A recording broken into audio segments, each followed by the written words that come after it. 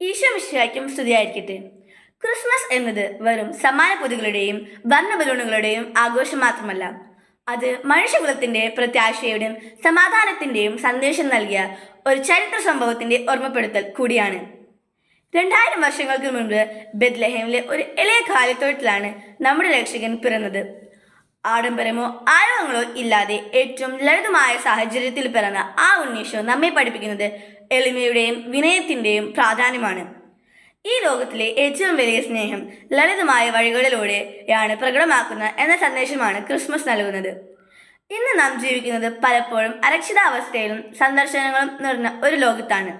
അത്തരം സന്ദർഭങ്ങളിൽ ക്രിസ്മസ് നൽകുന്ന പ്രത്യാശയുടെ സന്ദേശം വളരെ വലുതാണ്.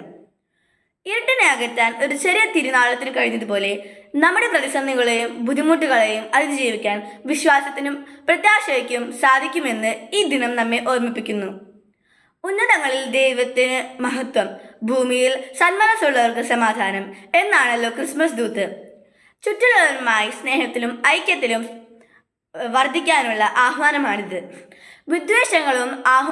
വിദ്വേഷങ്ങളും പിണക്കങ്ങളും മറന്ന് പരസ്പരം ക്ഷമിക്കാനും സ്നേഹിക്കാനും ഈ ക്രിസ്മസ് ദിനം നമുക്ക് അവസരം നൽകട്ടെ.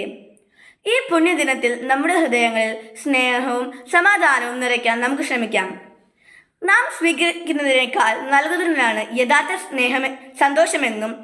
സന്തോഷമെന്ന് തിരിച്ചറിയാം. ഏവർക്കും ശാന്തസുന്ദരമായ ഒരു ക്രിസ്മസ് ആശംസിക്കുന്നു. ഈ ക്രിസ്മസ് നിങ്ങളുടെ ജീവിതത്തിൽ സന്തോഷവും സമാധാനവും ഐശ്വര്യവും നിറയ്ക്കട്ടെ. നന്ദി.